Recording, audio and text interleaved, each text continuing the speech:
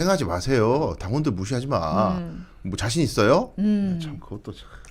이제 한마디 하셨어요. 정청래 대표를 향해서. 근데 오늘 이제 그 친청 아니고 극명 그 최민희 의원이 또 이제 SBS 김태현의 정치쇼 인터뷰를 했어요. 근데 거기서 정청래 대표는 심하다 싶을 정도로 이재명 대통령 뜻에 충실하다 이런 얘기를 했어요. 근데 제가 아니 근데 심하네. 궁금한데 아니 그랬다면 그 특검 2차 특검 후보로 전준철 변호사를 막 추천을 해서 대통령이 야당이 추천한 후보를 막 지명을 하고 재판중지법에 추진을 했다가 막 대통령이 정쟁의 한가운데 끌어지 말아라 이렇게 강훈식 비서실장이 얘기할 일도 없었을 거고 우리 언뜻 떠오르는 것만 해도 여러 엇박자가 있잖아요. 근데 이렇게 얘기를 하더라고요.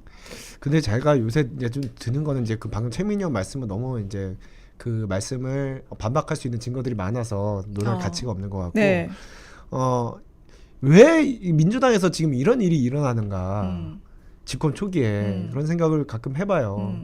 해보면 민주당이 사실 지난 2016년 총선에서 승리하면서 거의 10년 동안 네. 대선에서 한번 패배했지만 정당의 기초 체력이라고 할 수 있는 총선에서는 계속 승리했거든요. 네. 그러니까 민주당은 사실 지난 10년간 여유도를 장악해 왔어요. 네. 그러면서 사실은 당이 커져갈 때는 새로운 어떤 그런 어떤 새로운 생각을 가진 사람, 다른 생각을 가진 사람들까지 다 포용했을 때 이 정당이 커집니다. 네. 근데 사실 예전에 2016년 총선 이기기 전에 민주당은 네. 친노 패권주의라고 해서 다른 생각을 별로 허용하지 않아서 그 당시에 김한길 전 대표 등과 막 당도 국민의당을 따로 나가서 만들고 막 그랬어요. 그랬던 민주당 특유의 그 예전 순혈주의가 요새 다시 부활하는 거 아닌가라는 생각이 들어요. 그래서 원래 우리는 이런 A 딱지를 붙인 사람들만으로 구성되어 있는 순혈 가족인데 여기에 사실 이재명 전 대통령이라는 인물조차 사실은 당신은 순혈은 아니야.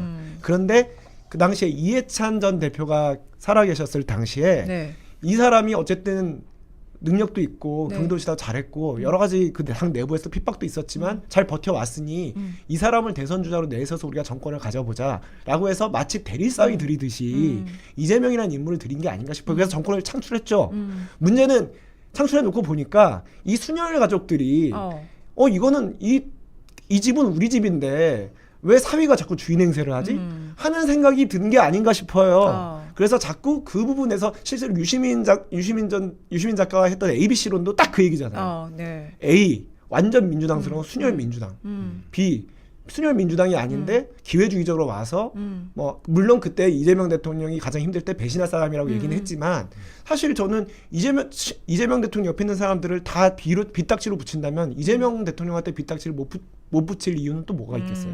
그래서 저는 이게 아주 고질적인 민주당 내부에서 아주 오래 전에 패배를 거듭하던 때가 있었거든요. 네. 국민의힘 한나라당 시절에 그 시절에 있었던 그 운동권 순혈주의가 지금 다시 부활하고 있는 게 아닌가 그런 조짐으로 봐요. 그게 약간 민주당의 기득권이 된 거죠. 근데 최민희 의원이 이런 얘기도 했어요. 정청래 대표 거취와 관련해서 그러니까 뭐 연임 도전 이 여부를 포함해서 누구도 강압할 수 없다. 강압해서는 안 된다. 이런 얘기도 했거든요. 저는 그게 물론 앞뒤 맥락을 하면 당내 의원들 얘기하다 그 얘기를 하긴 했는데 박지원 의원 얘기다 하긴 했는데 누구도 네, 그 누구도에 대통령도 포함되는 건가? 네, 그렇죠. 네, 그런 생각이 탁 들 수밖에 없죠. 그렇죠. 네. 근데 이제 지금 우리가 숙고를 좀 해보면은 네. 대통령의 뜻이 무엇인지는 정청래 대표는 명확하게 이해하고 있어요. 못 알아듣는 게 아니고 알고 있습니다. 아는데 그렇게 딴소리만 페이스북에 쓰는 그렇죠. 거예요? 다 알고 있어요. 그거 그 김어준 뉴스공장에 계신 분들도요. 네. 혹은 그 비슷한 논조를 가지고 있는 유튜브 채널들도 예. 애써서 뭐 대통령의 메시지를 그렇게 뭐 함부로 곡해하지 말라. 네. 이거 전당대회 뭐 누구 띄워주고 그렇게 해석할 수 없다. 네. 아전 인수하지 마라 이런 이야기를 하지만 마음속으로는 알아요. 근데 아는데 정청래 대표가 그걸 알면서도 이렇게 당원들만 딱 붙잡고 난 가겠다. 그렇게 해서 이제 된다고 가정합시다. 당선된다고 가정해봐요. 대통령을 갖다가 뜻을 알면서 본인은 갖다 박아가지고 당선이 됐어요. 네. 그 다음에 정치 행보는 어떻게 할 거예요? 그러면 그리고 그 다음에 외치겠지. 그리고 나서 정권은 짧고 국민은 영원하다. 그런 다음에 당청 관계는 어떻게 되겠어요? 당첨 그러니까 뭘 할 거예요? 제가 말씀드렸잖아요. 그럼 그때부터 대통령이 나를 핍박하는데도 불구하고 나는 뚫어냈으니까 이제 나 무시하지 마 이렇게 뭐 갖다 더 박을 거예요? 그러면 청와대하고 정당 간의 관계가 어떻게 되면 앞으로의 국정 운영이 어떻게 되는 거예요? 그게 바로 레임덕 아닙니까? 그래서 몇몇 요새 이제 네. 여의도 정가에서는 2003년 열린우리당 창당 얘기가 나오는 거예요. 아, 네, 네. 만약에 그렇게 이번 되면. 전당대회에서 정청래 대표가 당 대표가 되면 네. 지금 사실 민주당은 상당 부분 그 이재명 대통령과 가까운 의원들로 구성돼 있어요. 원내는. 네. 그렇기 때문에 이재명 대통령으로서는 본인이 국정 운영을 하는데 정청래 당 대표와 이 집권 여당과 손발이 맞아야 되잖아요. 근데 지금 강수영 변호사님 말씀대로 대통령 뜻이 뭔지 뻔히 알면서도 사실 들이받은 당 대표와 손발이 맞게 하기가 힘들지 않겠어요? 네. 그렇다면 대통령으로서는 어차피 상당수의 의원들이 네. 친명계 의원들이다 보니 그러면 나와 손발이 맞는 새로운 여당을 만들겠다는 생각을 할 유인이 있고 네. 그 당시에 그런 생각으로 당시 그 민주당 내 동교동계와 불협화음을 겪었던 그 노무현 전 대통령이 네. 열린우리당을 만든 거거든요. 네. 그 이후에는 소리 아실 거예요. 그 다음에 남은 민주당에 있는 분 지금 추미애 네, 경기도지사 네. 포함해서 있는 분들이 나중에 2004년에 대통령 탄핵 소추했죠. 음. 그것과 정청래 대표가 얘기한 정권은 짧고 국민은 영원하란 말이 오버랩 되잖아요. 그래서 제가 탄핵이라는 카드를 살짝 내비친 건 그냥 한 소리는 아니에요. 이미 과거에 민주진보 지역 내에 그런 일이 있었습니다. 네, 그렇죠. 그런데 뭐 탄핵까지 안 가더라도 네. 어쨌든 이 일의 결과는 단순화시키자면 조국 부르고 이재명 쫓아내자예요. 결과적으로 민주당에서 그렇게 되잖아요. 의도는 중요치 않습니다. 결과적으로 그렇게 돼가는 거예요. 본인이 연임하겠다고 우기고 실제로 당원들만 꽉 잡아가지고 대통령 뜻하고 상관없이 혹은 다수의 여론조사에 나오는 국민들의 민심과 상관없이 되는 순간 그렇게 되는 거예요. 친문은 불러들이고 대통령 현직 대통령 나가. 아니 근데 아무리 정청래 대표가 진짜 이렇게 대통령하고 각을 세워야 내가 살겠구나 해서 자기 살 길을 쫓아간다 하더라도 그런 카드를 만약에 쓸 경우에 그러니까 여당도 아니고 그러니까 소수 조국 혁신당과 합당을 한다고 하더라도 뭐 이 이재명 대통령이 속한 새로운 만약에 신당이 생긴다면 여당에 비해서는 규모도 그렇고 그 권력도 없는 야당이 될 텐데 그 야당의 수장이 되길 원할까요? 아니 그러니까 그게 대표가? 진짜 그거를 이거는 진짜 말도 안 되는 상상도 하기 싫은 이야기지만은 네. 그렇게 돼서 자기가 정치력을 가지려면은요 대통령을 공격해야 됩니다. 네. 본인이 독자 세력이 돼가지고 그러면서 이제 그 대통령이 여러 가지 문제점을 갖다가 막 들쑤시면 문제점이라고 막 들쑤시면서 평택을 해서 했던 그 네거티브 같은 짓을 해야 자기들이 그 독자 임기 생존할 내내. 수가 있다고요. 근데 지금 그 뭐 분당이니 뭐 이런 것까지 그리고 가지 대선주자가 않더라도 되는 거예요? 예, 분당이니 이런 것까지 되지 않더라도 민주당의 지붕 안에서 있더라도 상시적인 민주당을 평택을 상황으로 만드는 거라고요. 민주당의 평택 을화, 그렇죠. 상시 평택 을화 네. 굉장히 아니, 그러면 국민의힘은 어부지리가 생기는 건데 아니 그거는- 국민의힘은 더 설 자리가 없어요. 왜냐하면 여당이 야당 역할을 충실하게 수행하게 되니까 그렇게 큰일 되는 난 건가요? 거예요. 이 야당이 되는 거죠. 이 야당. 아니 근데 아니요 그렇지도 않은 게 국민들께서는 네. 이제 그런 집권 여당이 그렇게 내분으로 치닫다 평택을이 돼버린다 네. 하면은 국민들께서는 사실 꼴보기가 싫어서 상당히 민주당 지지자들 중에서 상당수가 국민의힘 너네가 혹시 잘하고 있니 기회를 한번 줘볼까 하면서 우리 쪽을 쳐다볼 게 분명해요. 저렇게 시끄러워. 저렇게 파국으로 가면 장동혁 대표가 있는 한은 안 그럴 것 같아요. 근데 전제 조건이 있어. 점점점 어쨌든 저는 그 우리 뭐 당권 경쟁 좋고 뭐 자기들 개파 챙기는 거 좋고 뭐 다 좋은데 그 입에 발린 맨날 국민 하지만 진짜 국민 생각하느냐 민주당이라는 게요 당원들의 것이 아닙니다. 여당은 국민 전체에게 엄청난 파급 효과를 네, 가진 네. 정치 집단이고 네. 정치 보조금이 국민 세금으로 무지막지하게 들어가는 곳이라고요.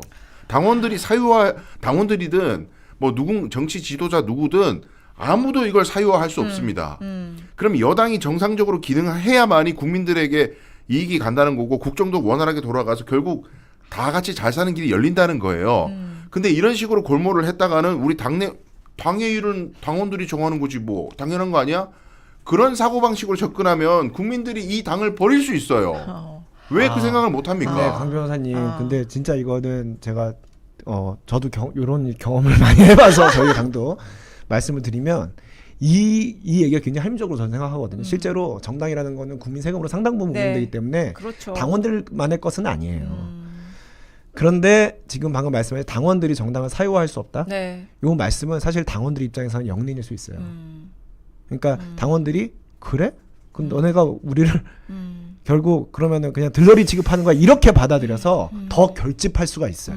이런 선거예요. 그래서 사실은 정청래 대표 그래서 쪽에서는 지금 1인 1표제 들고 나온 거예요. 이런 식의 반발들이 나오기를 바랄 거야. 아. 이래야 당원들이 결집해요. 아니 지금 그거를 정청래 대표가 이용을 하고 있는 것 같아요. 왜냐하면 그 이제 당 대표 선출 규정은 1인 1표제 중앙위 2월에 통과가 됐잖아요. 근데 그거 확대하는 안.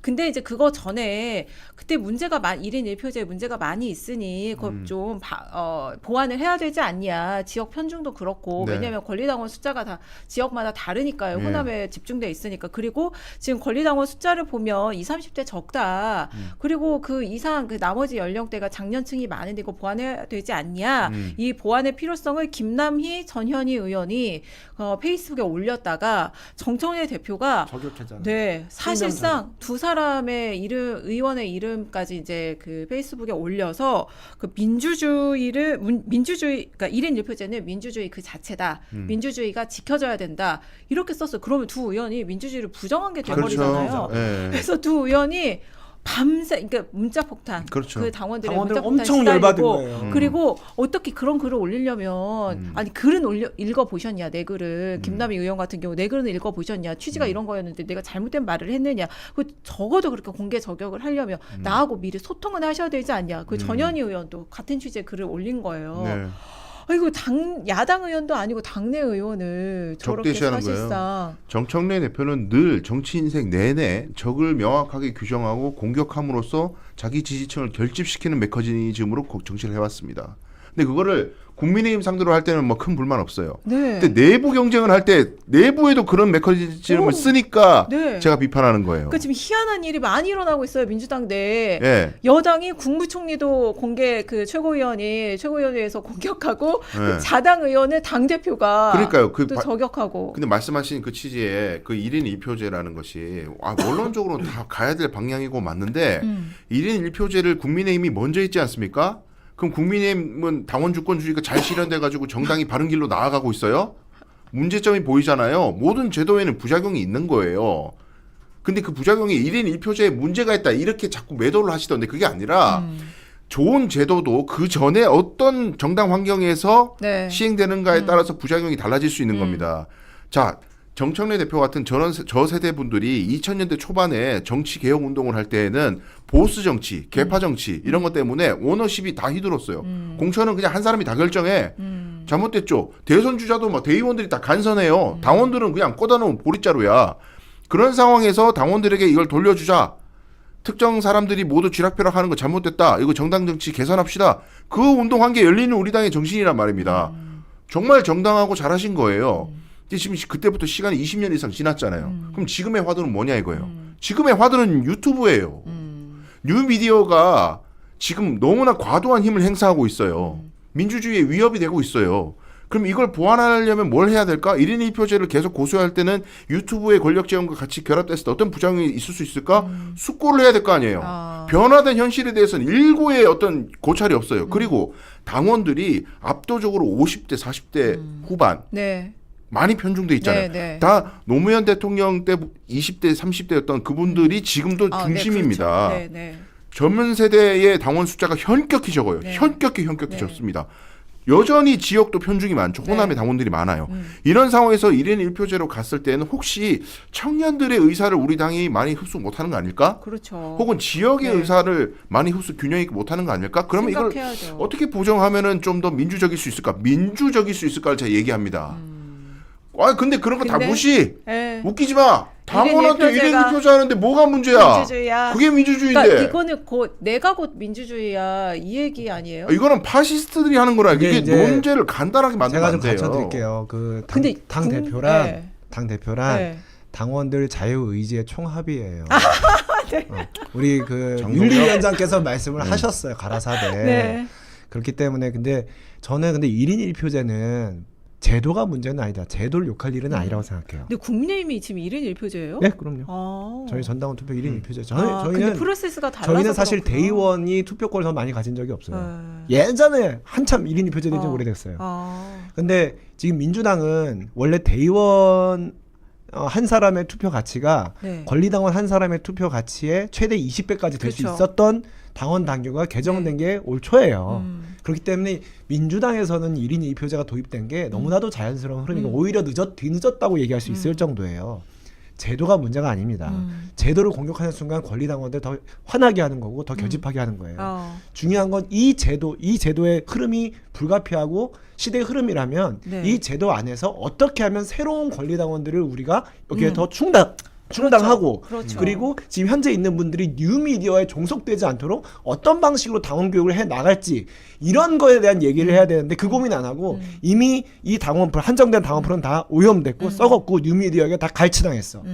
그러니까 이 1인 2표제는 문제야. 지금 대의원들을 뭐 다시 아니면 다른 보완하는 제도를 마련해야 돼라는 거는 사실 먹히지 않습니다.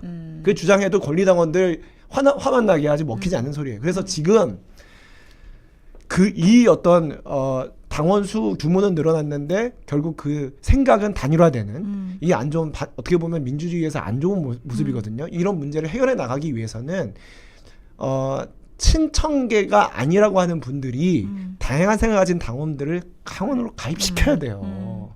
그리고 뉴미디어가 예를 들어서 김어준의 뉴스공장이나 뉴미디어가 너무 영향력이 절대적이다. 대한 뉴미디어를 만들어야 돼요. 그렇게 해서 다른 이런 생각도 있다라는 거를 진보 진영 유권자들 그 당원들한테 보여줘야 돼요. 근데 그런 거 안 하고 제도 탓만 하자고 게으른 거예요. 아 그리고 그 딴지 민심을 알려면 딴지를 봐야 된다. 당 대표가 이렇게 얘기를 하니까 그게 안 되죠. 네. 근데 그렇게 얘기를 하니까 초선 의원들 워크숍 가가지고 그렇게 얘기하고 뭐 이러잖아. 그 정청래 대표가 그게 뭐 딴지가 저기 민심을 부쩍도 알려면 고성국 유튜브 보라는 거랑 똑같은 얘기 아니야?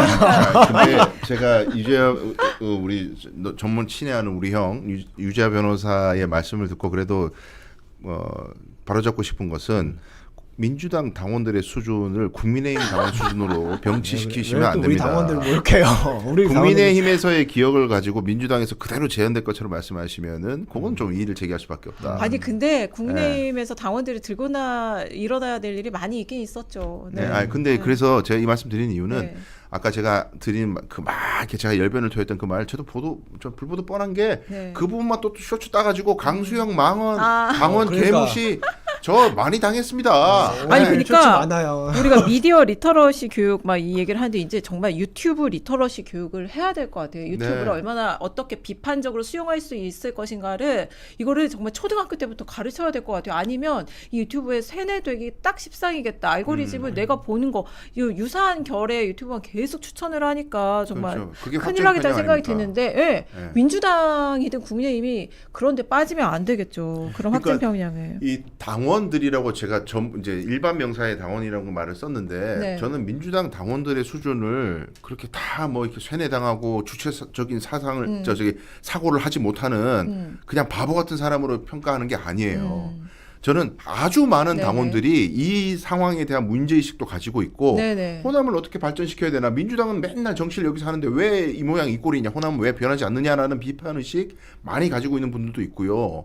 이거 어떻게 하면 좀 건강하게 뉴미디어하고 관계를 설정해야 되나 이 고민하시는 분들도 많고 이런 식으로 청와대하고 당이 이렇게 대결 구도로 가는 게 맞나? 이거 고민하시는 분도 많고 네. 그리고 새로운 대한미디어까지는 아니더라도 지금 평론하고 있는 사람들 중에 저 같은 놈들도 돌아다니잖아요. 소위 말해서 유이재명 딱지 붙여서 지금 무지하게 힘들게 욕먹고 있지만 저런 놈들 젊은 놈들 많이 보이네. 뭐 하은기도 있고 정구승이도 있고 뭐 막 보여요. 쟤네들 얘기도 좀 들어보자. 맨날 똑같은 얘기 듣다가 그리고 또 다르게 얘기하는 놈도 있으니까 쟤네들은 뭐 때문에 저런지 한번 들어보자. 그렇게 변화에 저는 그 변화와 유연함이 저는 있다고 봅니다. 네. 당원들 전부가 막 그렇게 네, 생각하는 네. 그건 아니에요. 네. 그런데 정청래 대표는 그러한 당원들을 네. 민주당스럽지 않다거나 네. 혹은 유시민 작가의 표현에 따르면 간첩이라거나 그렇게 이분법적으로 잘라가지고 폄하하는 듯한 워딩이 있는 것 같아서 제가 그게 유감이라는 거예요. 네. 그게 분열의 언어죠. 근데